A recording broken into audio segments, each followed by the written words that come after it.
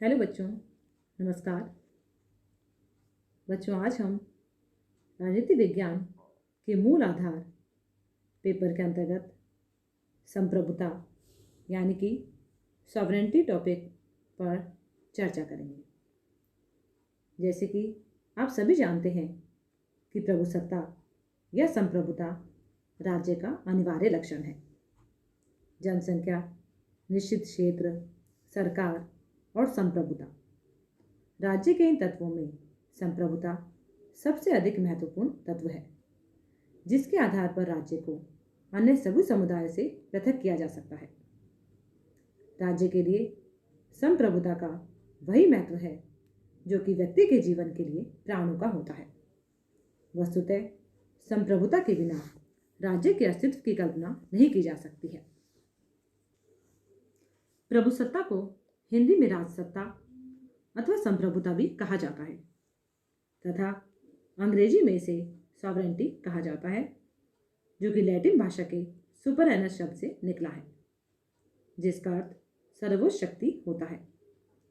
राज्य सत्ता या प्रभुसत्ता राज्य का एक विशेष लक्षण होता है और राज्य को बनाने वाले 4 तत्वों में से सबसे अधिक महत्वपूर्ण तत्व है।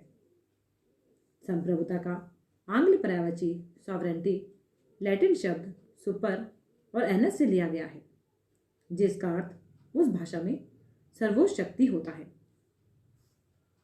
संप्रभुता की सर्वप्रथम व्याख्या जीन बौधा के द्वारा की गई थी, जिनके अनुसार संप्रभुता नागरिकों और प्रजाजनों के ऊपर राज्य की वह सर्वोच्च शक्ति है जिस पर कानून का कोई अंकुश ना हो, यानी कि sovereignty is the supreme power of the state over citizens and subjects unrestrained by law। संप्रभुता का तात्पर्य राज्य की उस सर्वोच्च, सार्वभौमिक और सर्वोपरि शक्ति से है जो किसी अन्य शक्ति के अधीन नहीं होती है। संप्रभु के आदेश और कानून सर्वोपरि और सर्वमान्य होते हैं और उनको चुनौती नहीं दी जा सकती है। यह आंतरिक और बाह्य दृष्टि से स्वतंत्र होती है। यह किसी निश्चित व्यक्ति अथवा संस्था में निवास करती है। संप्रभुता की परिभाषा यानी कि डेफिनेशन ऑफ सॉवरेंटी, इसकी कुछ परिभाषाओं को हम इस प्रकार से देख सकते हैं, जिसमें से पहली है जेलिनेक के अनुसार राज्य सत्ता राज्य का वह गुण है जिसके कारण वह अपनी इच्छा के अतिरिक्त किसी दूसरी इच्छा के या बाहरी शक्ति के आदेश से नहीं बंधा होता है। दूसरी डेफिनेशन है ग्रोशियस के अनुसार प्रभुसत्ता किसी में निहित वह सर्वोच्च शक्ति है जिसके कार्य किसी दूसरे के अधीन ना हो तथा जिसकी इच्छा का कोई उल्लंघन ना कर सके, यानी कि sovereignty is the supreme power vested in him whose acts are not subject to any other and whose will cannot be overridden। तीसरी जो संप्रभुता की परिभाषा है वह है विलोबी के अनुसार कि प्रभुसत्ता राज्य की सर्वोच्च इच्छा है, यानी कि sovereignty is the supreme will of the state. यद्यपि इन सभी परिभाषाओं में भिन्न भिन्न शब्दों का प्रयोग किया गया है, तथापि इन सभी विद्वानों का आशय यही है कि संप्रभुता का तात्पर्य एक निश्चित क्षेत्र में राज्य की सर्वोपरि शक्ति से है। संप्रभुता के लक्षण या विशेषताएं। संप्रभुता के प्रमुख रूप से विभिन्न लक्षण बताए जा सकते हैं, जो इस प्रकार से हैं, जिसमें से पहला है निरंकुशता यानी कि एब्सोल्यूटनेस। इसका तात्पर्य है कि संप्रभु पर कानूनी दृष्टि से कोई प्रतिबंध नहीं होता है। संप्रभुता का अर्थ सर्वोच्च शक्ति से है।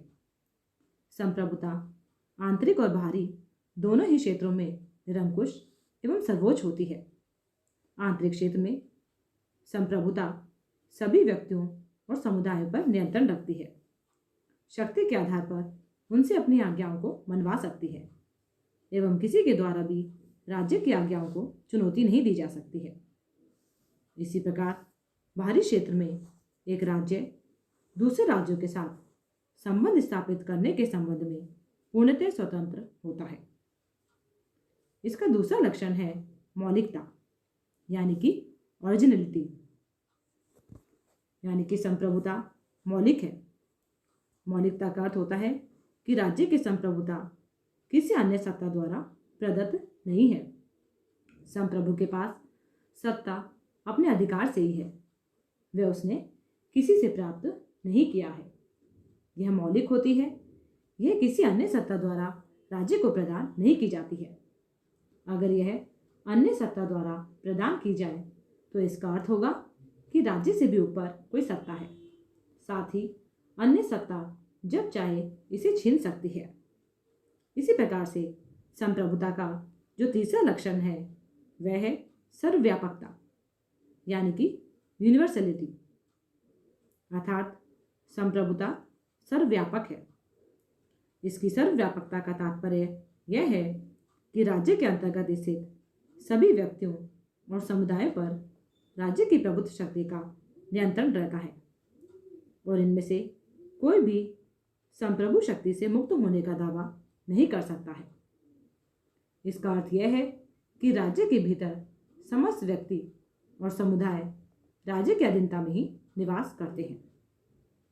तथा इसका चौथा लक्षण या विशेषता है स्थायित्व, यानी कि परमानेंसी,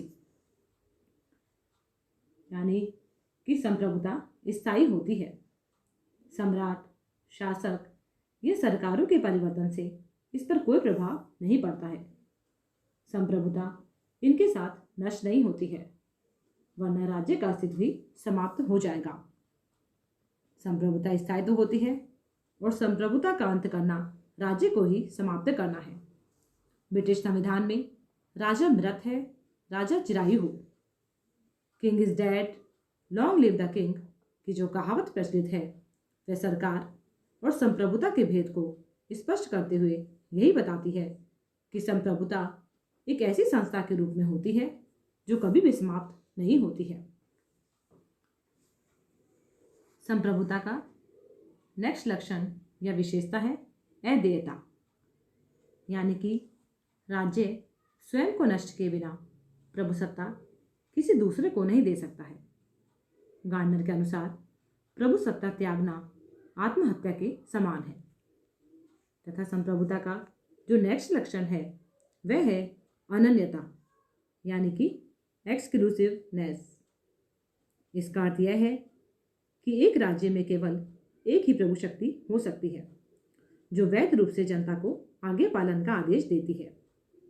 एक राज्य के अंदर एक से अधिक प्रभु शक्तियों का अस्तित्व मान लेना राज्य के भीतर राज्य की मान्यता को स्वीकार कर लेना और राज्य की एकता को भंग करना है। अर्थात जब राज्य में एक ही संप्रभुता होती है तो प्रभु सत्ताधारी भी एक ही हो सकता है। राज्य में उस प्रभु सत्ताधारी का कोई प्रतिद्वंदी नहीं होता है। तथा संप्रभुता का जो नेक्स्ट लक्षण है वह है अविभाज्यता, यानी इनडिविजिबिलिटी। अर्थात संप्रभुता का यह एक प्रमुख लक्षण है। संप्रभुता पूर्ण है तथा उसे विभाजित करने का अर्थ उसे नष्ट करना अथवा एक से अधिक राज्यों की रचना करना है, यानी कि प्रभु सत्ता का विभाजन नहीं किया जा सकता। किसी राज्य में दो संप्रभु नहीं हो सकते। जैसे कि गैटेल ने ठीक ही कहा है कि यदि प्रभु सत्ता विभाजित है तो वहां एक से अधिक राज्यों का अस्तित्व है। संप्रभुता के प्रकार या रूप। संप्रभुता के कुछ प्रचलित रूपों की व्याख्या इस प्रकार से की जा सकती है, जिसमें से पहला है औपचारिक तथा वास्तविक संप्रभुता, यानी कि नॉमिनल एंड रियल सॉवरेंटी। इसे हम इस प्रकार से देख सकते हैं कि औपचारिक या नाम मात्र की संप्रभुता का तात्पर्य एक व्यक्ति या ऐसी इकाई से है जिसके पास सैद्धांतिक दृष्टि से संपूर्ण शक्ति निहित हो, किंतु जिसके द्वारा व्यवहार में इस प्रकार की शक्ति का अपने ही विवेक के आधार पर उपयोग न किया जा सके। व्यवहार में इन शक्तियों का प्रयोग उनके नाम पर कोई अन्य व्यक्ति ही करे। इंग्लैंड का सम्राट इस प्रकार के औपचारिक संप्रभु का आदर्श उदाहरण है। सैद्धांतिक दृष्टि से इंग्लैंड में सम्राट ही संप्रभु है, किंतु वास्तविक संप्रभु पार्लियामेंट और मंत्रिमंडल है, जो व्यवहार में सम्राट की संप्रभुता का उपयोग करता है। इसी प्रकार भारत में भी राष्ट्रपति को औपचारिक संप्रभु और संसद एवं मंत्रिमंडल को वास्तविक संप्रभु कहा जा सकता है। तथा इस संप्रभुता के दूसरे प्रकार या रूप है वैधानिक तथा वास्तविक संप्रभुता, यानी कि लीगल एंड पॉलिटिकल सॉवरेंटी।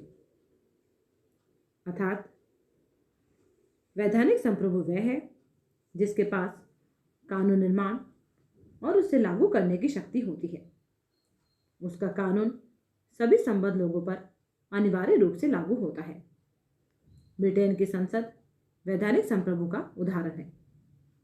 मतदाता और जनमत की शक्ति को राजनीतिक संप्रभुता कहते हैं, क्योंकि उन्हीं के मतों से संसद बनती है और संसद मतदाताओं की इच्छाओं का आदर करती है। संप्रभुता का जो तीसरा प्रकार हम देख सकते हैं वह है विधानतः तथा तथ्यतः प्रभुसत्ता। इसे हम इस प्रकार से समझ सकते हैं कि एक देश के संविधान द्वारा जिस व्यक्ति या समुदाय को शासन करने का अधिकार दिया जाता है उसे विधित संप्रभु कहते हैं। अर्थात जिस व्यक्ति ने संवैधानिक नियमों के अनुसार सत्ता प्राप्त की है वह विधानतः संप्रभु है। लेकिन कोई अन्य व्यक्ति विद्रोह करके सत्ता हड़प लेता है तो उसे तथ्यतः प्रभुसत्ता कहा जाता है। यानी कि कुछ विशेष परिस्थितियों में विधित और यथार्थ संप्रभु अलग अलग हो जाते हैं। जब कोई व्यक्ति एक श्रेणी या बहुसंख्यक जन समुदाय राज्य के विद्यमान संविधान और कानून की उपेक्षा कर क्रांति, विद्रोह या शक्ति के प्रयोग द्वारा शासन शक्ति अपने हाथ में लेकर अपनी सरकार स्थापित कर लेता है, तो ऐसी स्थिति में विधित संप्रभु तो पुरानी सरकार ही रहती है, लेकिन नवीन स्थापित सरकार उस राज्य की वास्तविक संप्रभु हो जाती है, क्योंकि पुरानी सरकार उस क्षेत्र में अपनी आज्ञाओं का पालन नहीं करा सकती। संप्रभुता का जो नेक्स्ट रूप या प्रकार है वह है लोक संप्रभुता। लोक संप्रभुता का विचार आधुनिक लोकतंत्र का आधारभूत सिद्धांत है। इस धारणा के अनुसार अंतिम प्रभुसत्ता जनता में निहित होती है। यह संप्रभुता जनता में निहित है। इसमें जनता सरकार और उसकी नीतियों पर नियंत्रण रखती है और उसे तानाशाह होने से रोकती है। इस प्रकार से आज के इस वीडियो में बस इतना ही। धन्यवाद।